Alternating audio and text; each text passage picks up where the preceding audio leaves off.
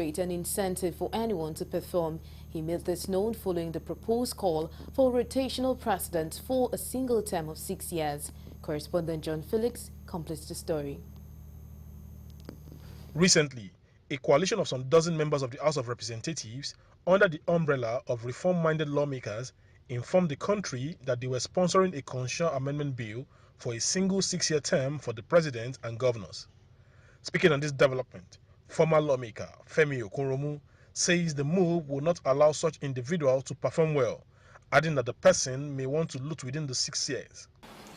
When you make the president a turn-by-turn affair of each zone, you are assuming that every president is going there to enjoy and to favor his zone, which is wrong, and that in fact is the root of bad governance. When the president favors his zone when he's there, when the president is concerned more about enjoying rather than observing the people, then that's what the president cannot give good governance. And what Nigeria needs today is good governance. We've been having a series of bad governance since 1999. And for a change, we need to look at situations, conditions that will give us good governance. If we go on this rotation of zone by zone presidency, that would in fact increase the rate of bad governance. Because it would be an admission that the president is supposed to take care of his own zone, and every zone must therefore have its turn. And that is a wrong phenomenon. He adds that Nigeria should be more concerned about the performance of such individuals and not where they are from. Speaking further, the former lawmaker says Nigerians should clamor for good governance regardless of the region the president emanates from. He asked for a change. Nigerians must look out for what will be in the best interest for all. To retain a two-term presidency of 4 years, that is, no matter where he comes from, a performing president is serving the interests of the country. We should return him for a second term. But if he's not performing very well, we should not return him for a second term. We should deny him a second term. It is because our votes don't count. If our votes count, and we're voting according to how a president performs, a second term should not be automatic. People assume that because there's a second term, a president will automatically spend 8 years. It should not be so. We shouldn't assume so. We should be on guard, keep the president on his toes, monitor his performance, ensure he performs well. It should work. It should really work to end that second term. It should work. If he doesn't perform well to end the second term, he should be denied the second term. And it should, after his first term, it should be asked to go. So it is when we have a reward for good performance that we can have good performance. Nigerians will watch with bated breath if the constitutional amendment will scale through. From Abeokuta, the Ogun State capital, John Felix reporting for Galaxy Television News. You're still on to Galaxy News. We'll quickly take a break. When we return, the news continues. Just stay with us.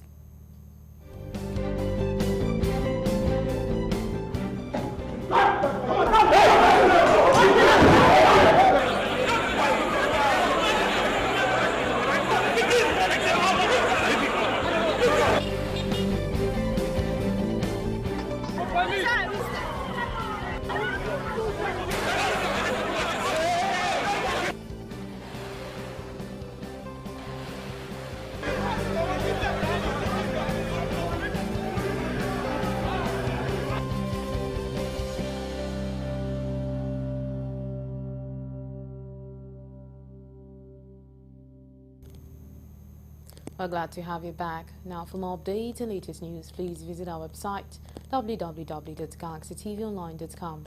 Connect with us on our X handle at Galaxy TV. Subscribe to our YouTube channel, youtube.com/GalaxyTVNews.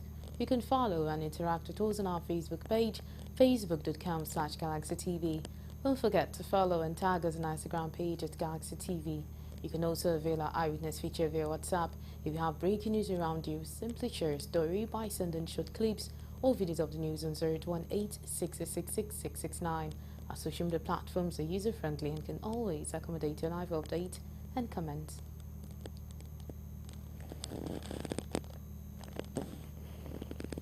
Alright, the Advertising Regulatory Council of Nigeria, ARCON, has reiterated its resolve to infuse professional knowledge into marketing education in the Nigeria tertiary institutions.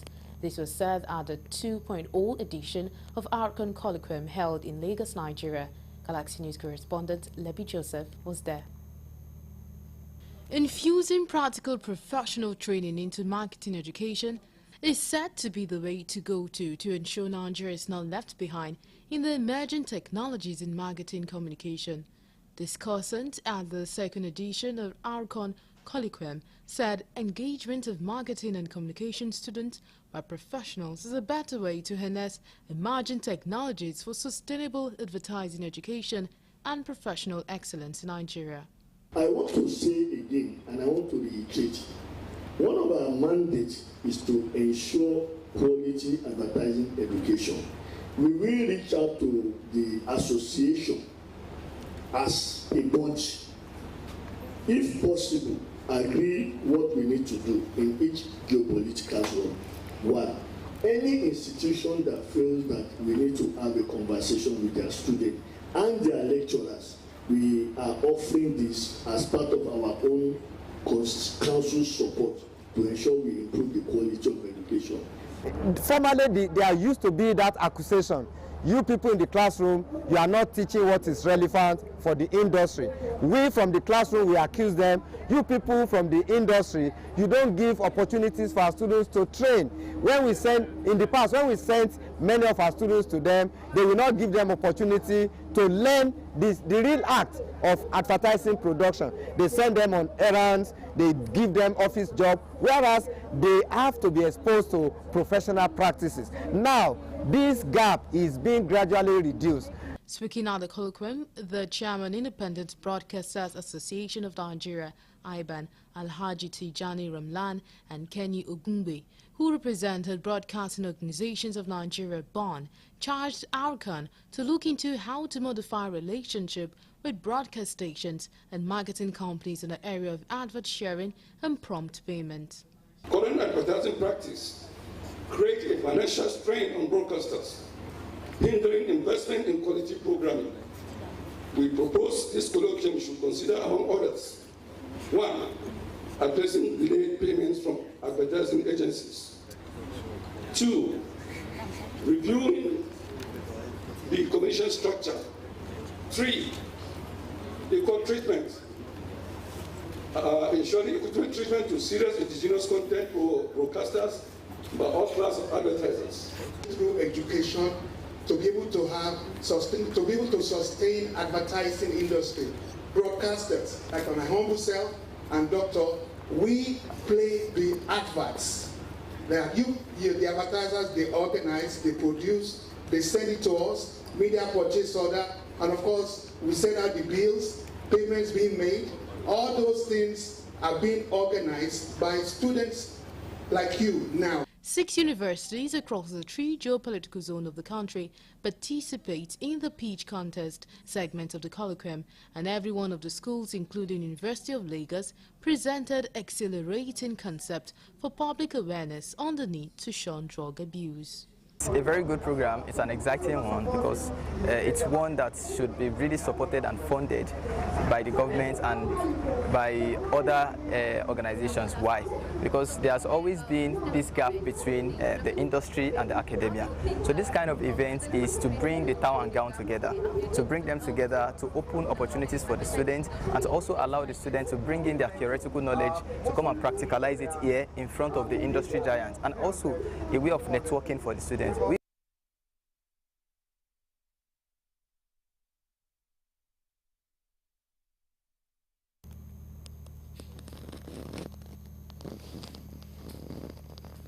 Benue State government is set to domesticate the national policy on internally displaced persons (IDP), get towards the well-being of vulnerable populations and achieving durable solutions in Nigeria.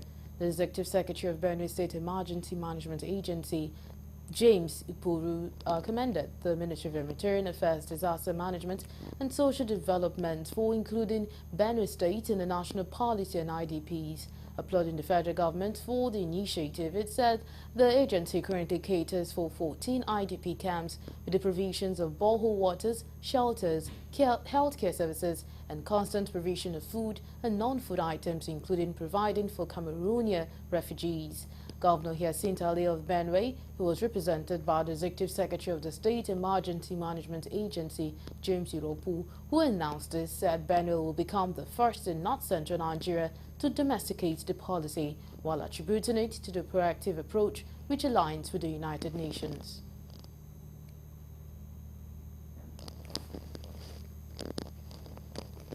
Amnesty International has described the violent attacks, killings and the displacement of farming communities in Benue State as worrisome, calling on the Nigerian government to carry out discreet investigation into the incidences and ensure the protection of lives. The program manager, who called for an end to the incessant attacks, says 55 schools have been destroyed by armed attackers with hundreds of children out of schools, while 80% of the farming population in Agatu, Gwer West, Guma, among others, are displaced with no access to farmlands and livelihoods. Amnesty International, while listing number of areas attacks have taken place, calling for partial investigation into the wanton killings, most of which are women and children, says Nigerian government must ensure justice for victims, survivors and their families. January 2003 to February 2024, over 50 rural communities in Benue State recorded at least 135 attacks, leading to the deaths of over 2,600 people, many of whom are women and children.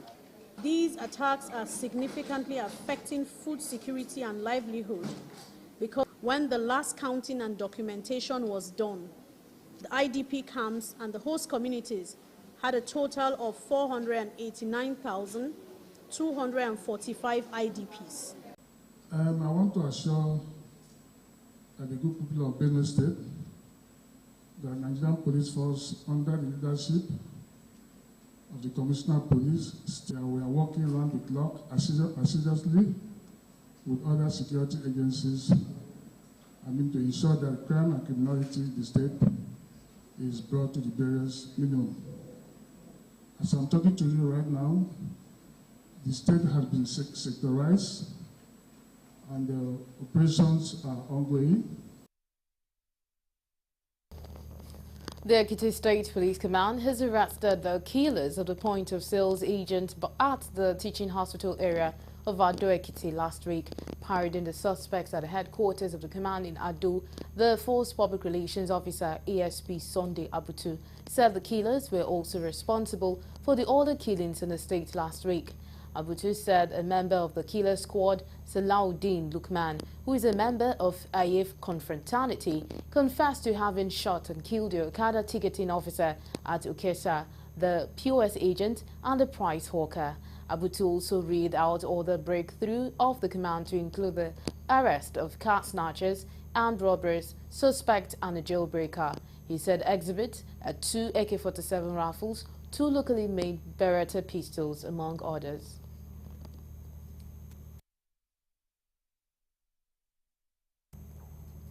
And now we'll move over to the foreign desk for more news.